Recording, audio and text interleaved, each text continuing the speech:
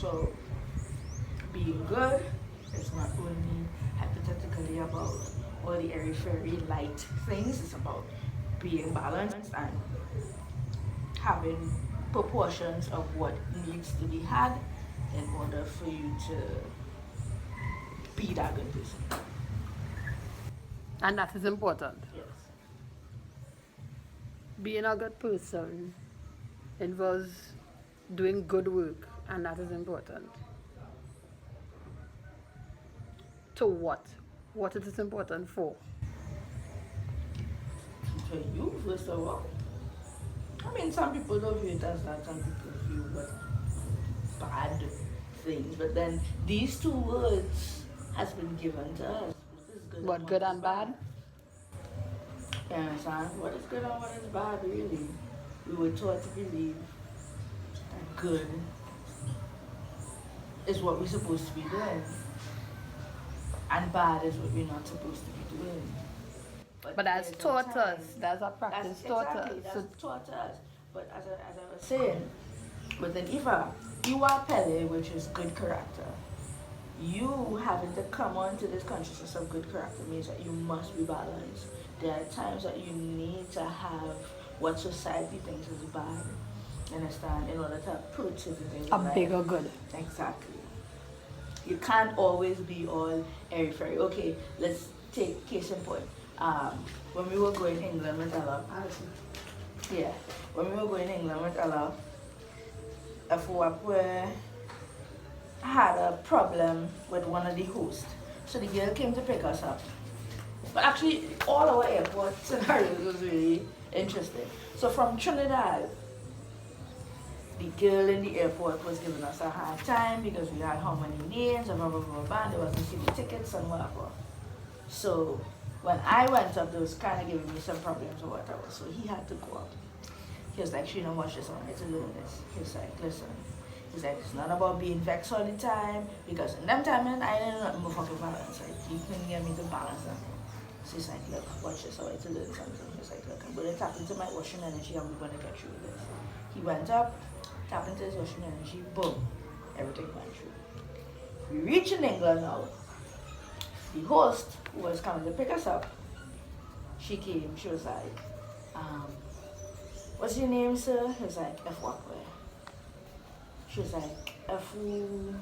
"Okay, I'll just call you John." He's like, "No, you're gonna call me F what way?" She was like, "F who?"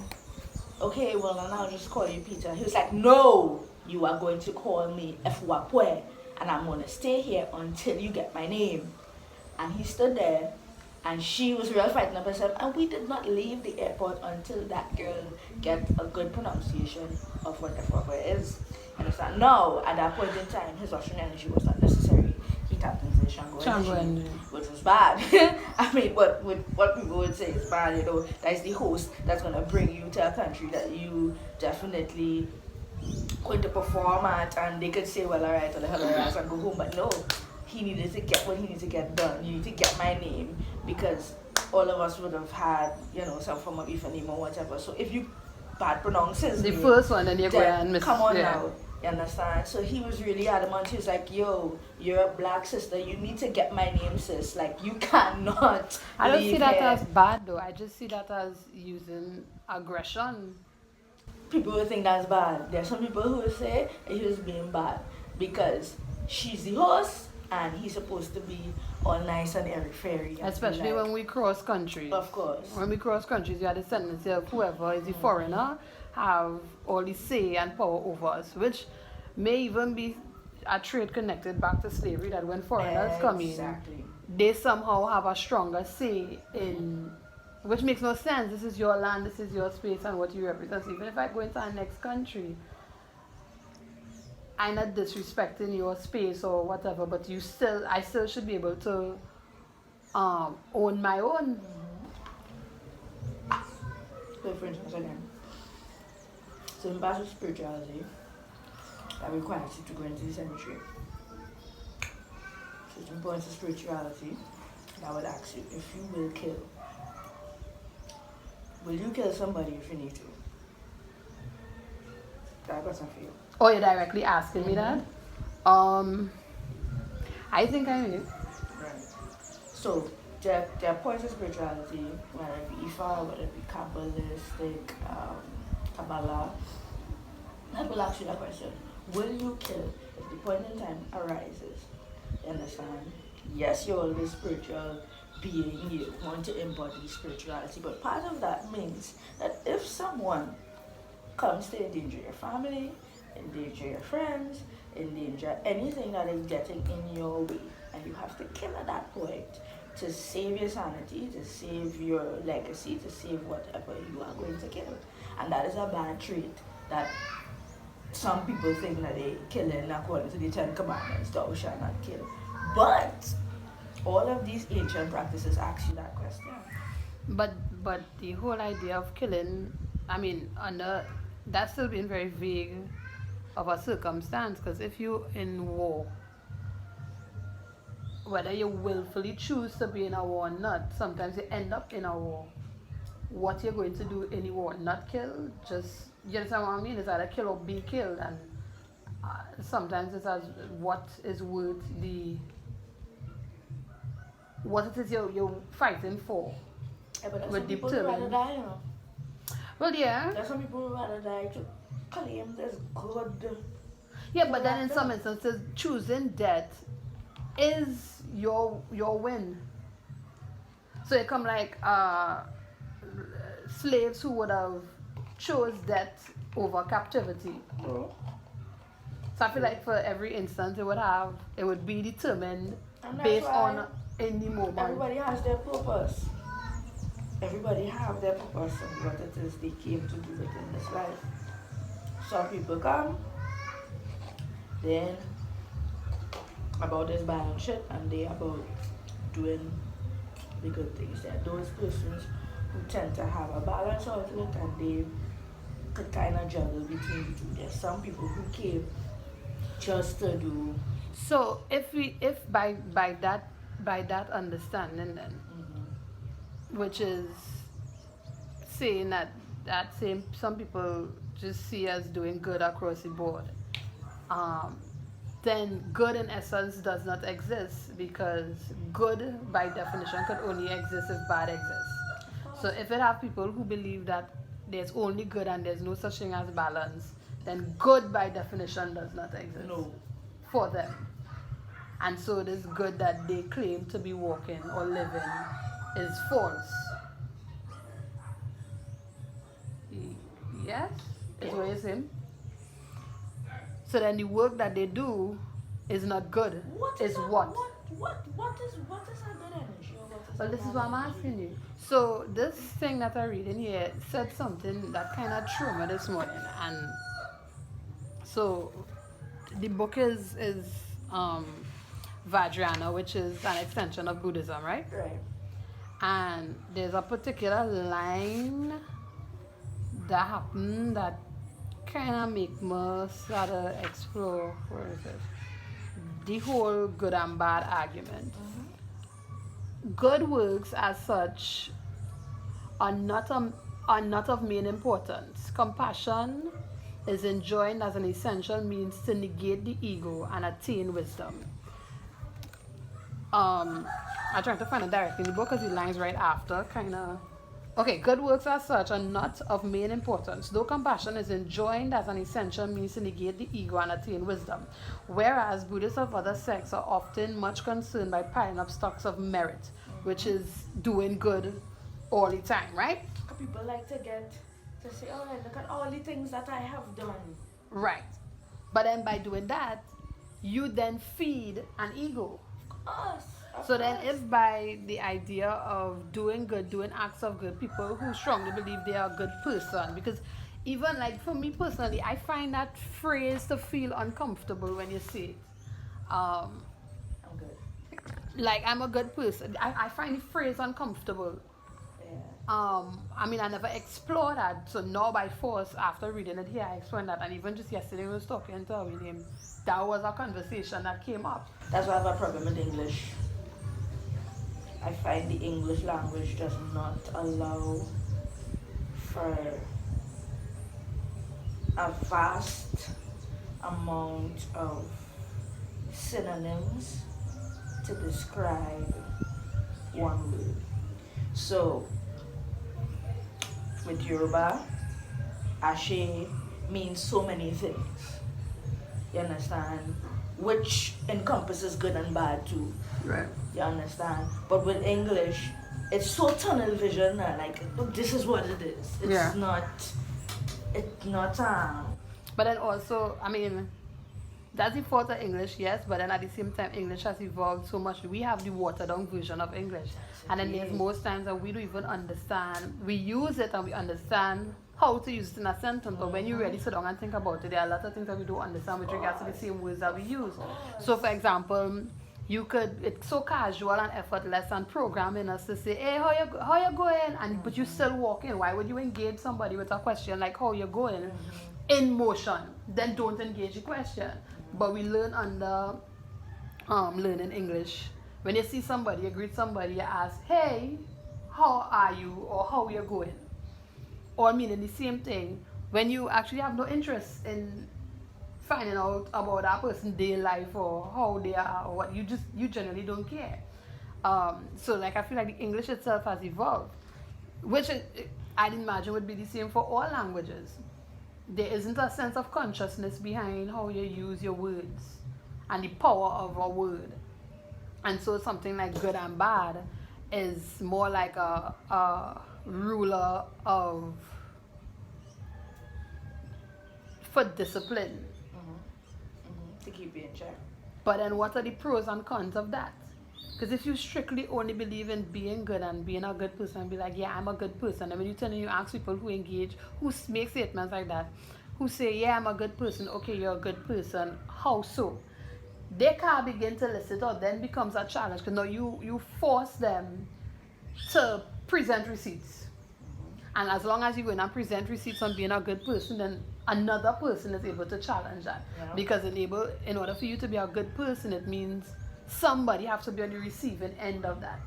And then, so there's that pressure, and then there's the conversation of, now that you are a good person, and we say you do cover all the receipts and whatever, what does that mean?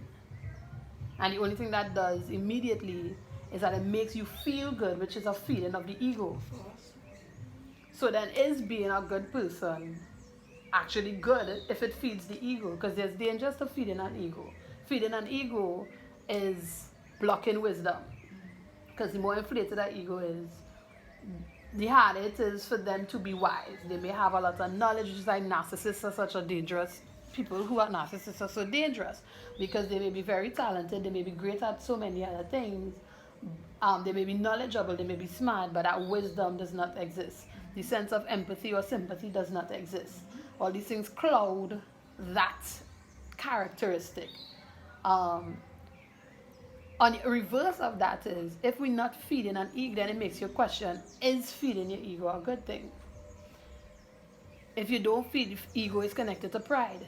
So now, under the same English thing, you have to explore, what is the meaning of ego, what is the meaning of pride, and what is the difference between them? I have already explored arrogance and confidence. You can be confident in yourself, and there's the balancing again. Too much confidence is being arrogant. And so you always have to be keeping that balance, and in order to keep that balance, you use humility, right? But now we are doing the same thing with ego and pride, which I never explored. And ego and pride is immediately connected, or in one way connected, to being a good, doing good, or being a good person. But then then you sit down and you think of that whole painting and then think, but who teaches this? Yep. Who say that my ego is fed off of being good? And if good and bad is relative, again, you just think of the words by definition, but you can never really determine if something is good or whether something is bad. It would always gain its value based on the circumstance or the situation it is. So then good and bad becomes relative. It's not like fact and opinion. So then why is there so much pressure on being good? If being good feeds the ego, and feeding the ego keeps us away from wisdom, and then if being good and only being good and not seeing the value of bad, then that makes good irrelevant. Not necessarily irrelevant, but fake, a hoax, a facade. Good is not in fact good then. If it is you don't, one, see bad, value bad, and more importantly, use bad. If if then the value or the word good or bad when it comes to being a good person or doing good work. If doing good work and being a good person is a flawed concept that feeds your ego, and feeding your ego keeps you away from being wise, then what then is the replacement? What is the tool used to balance that? Repeat that, sorry. Okay, so for comparison, right? Going back to the difference between arrogance and confidence.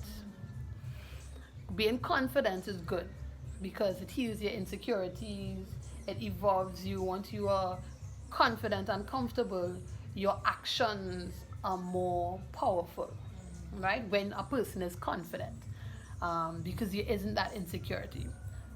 So the difference between arrogance and confidence is that what maintains that balance is humility. So you can be confident and still practice humility. Yeah. That way you don't cross confidence and become arrogant, which is the dangerous type, right? So we know humility is the anchor that balances, is that pivot that ensures that balance, right, between arrogance and confidence. Cool. So let's say we're thinking the same thing with regards to being a good person and doing good work. Being a good person, thinking that you're a good person and doing good works, feeds your ego, and in feeding your ego, you become you become further away from wisdom, being wise, not being smart or being intelligent, but being wise. Then what then is that tool if you're not actively participating in being a good person or doing good work? Then what is that tool that maintains the balance between your actions that can be perceived as good, to secure growth in your wisdom? What is that tool then that you would use to determine you being a good person or doing good work? So I've been trying to figure that out all morning. And the closest thing I could get to, and I'm not even sure if that is the answer, is replacing the thought of doing good and being good with being responsible.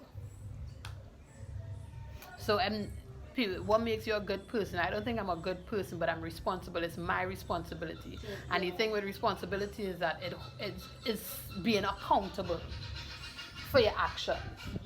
See, if I'm doing good, I'm doing for somebody to feed me. Yeah. But if I understand accountability and hold myself responsible, then it's not a matter of me doing an act out of generosity. It's a matter of me doing an act that I am supposed to do. Yeah. So that there's no feeling of, well, I do that for you, so you owe me. And the owe is feeding that ego. True. I mean, so the only thing I can think of is that responsibility. Definitely. We all have a responsibility. So you have a responsibility to yourself to be good to yourself. You have a responsibility to your family. You have a responsibility to your community. You have a responsibility to your society. You have a responsibility to your nation. You have a responsibility to the world or living things. You have to hold yourself accountable at some point, which is, if you replace "are you a good person," I think the practice should be replacing "are you a good person" with "are you a responsible person?" Which means, do you hold yourself accountable for the circumstance? So in a situation, the act of good would not be, as a good person, I do that for somebody. They was hungry, so I make a food for the person. Yeah, versus no, the person come and they were hungry, and so I'm in a position where I can help. So it's my responsibility now to offer help to somebody who is helpless because I can. You understand? So like now I'm thinking maybe it's responsibility. But then I'm still kind of stuck on the difference now. So now I would have listed a whole set of questions that would have come from that one. Good works as such, or not of main importance. Compassion, which in order to be responsible, I suppose compassion, I don't know, I haven't explored the compassion part in the sentence. It's enjoying as an essential means to negate the ego and attain wisdom. So like a few questions would have come out, including exploring that phrase, I'm a good person, the pros and cons of an ego, like is an ego really a bad thing? And now that's where I'm stuck at. The difference between ego and pride, like understanding the two individual words and the difference between them now. And then how does that feed back to insecurities? Because you can't put yourself in a place where your insecurities fester and grow. Because then that now, that's a bad, that's overwhelming. I mean, insecurities are a good thing. There's always something to stay working on. Insecurities keep us away from perfection, but then again, there's the balance thing. There's the balance of managing your insecurities. There's the balance of your ego, managing your pride. But then what's the difference between ego and pride? What is ego? What is pride? What's the difference between them, and why is it important? Which should we be feeding? Should we be feeding our ego, or should we be feeding our pride? Or maybe it's two in one. Maybe it's the same thing.